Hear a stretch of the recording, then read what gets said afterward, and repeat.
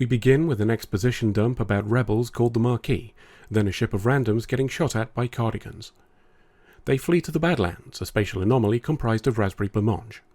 A wobbly wavy thing engulfs them. Title sequence.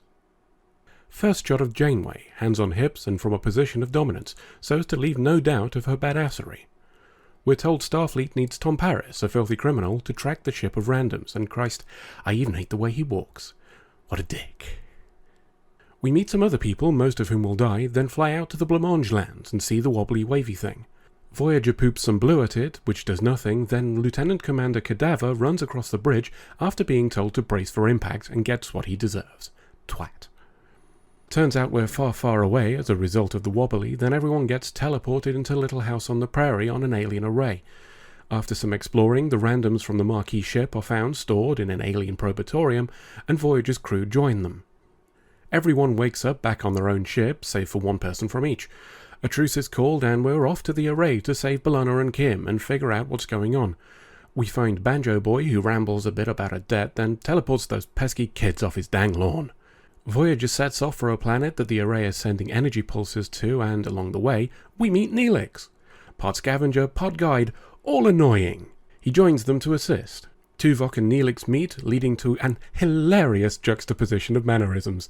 This will remain equally comical for some 100+ episodes.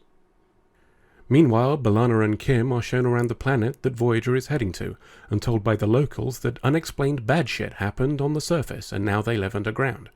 Handily, at exactly the same time this happened, someone called the Caretaker turned up to save them, and now looks after them. The Voyager crew teleport to the surface of the planet and meet the Kazon, who've been given the shitty end of the stick, while the Akampa live underground in luxury. But it's okay, because they look less like humans than the Akampa, so they probably deserve it. Bloody savages.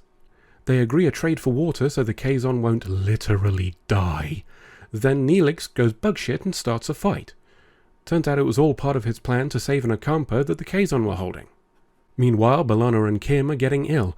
One Akampa tries to save them, mentioning tunnels to the surface that are considered forbidden by the guy in charge. She also says the Caretaker has been sending them more power than they need recently to stockpile, for no reason at all.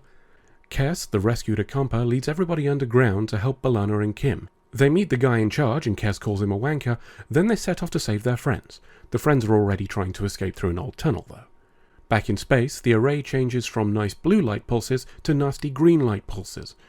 Tuvok figures out that this, accompanied by the extra power, means that the Caretaker is dying, and he's trying to seal the Akampa in from those nasty Kazon, that the Caretaker could have helped at any time. Everyone meets up and escapes via the tunnels, but not before Paris saves Chakotay, because he's really a good guy after all and not a dick. He does this whilst mocking Chakotay's heritage with racist stereotypes, because Tom Paris is a dick. When back on Voyager, the Kazon turn up in ships, because they're not savages, then they have a fight, because they're savages. Janeway teleports to the array to chat with Banjo Boy Caretaker. Turns out he's the one that ballsed up the planet's surface. Janeway tells the Caretaker he's a twat for coddling the Akampa. Meanwhile, a bigger Kazon ship turns up, and Chakotay decides to ram it with his old Marquis ship, which then crashes into the array. Doesn't matter though, because the Caretaker was going to blow it up anyway. How civilized. With his dying wibble, the Caretaker explains that the Kazon, who he could have helped at any time, are evil, so they must help him blow up the array. Janeway decides that the guy who killed a planet is right and blows up the array, essentially declaring war on the Kazon, a species they just met. Now stranded, the two crews integrate and set course for the fuck away from here. Oh, and Paris is given a field commission to Lieutenant. My headcanon for this is that if he's in the chain of command, Janeway can order his execution. End of episode.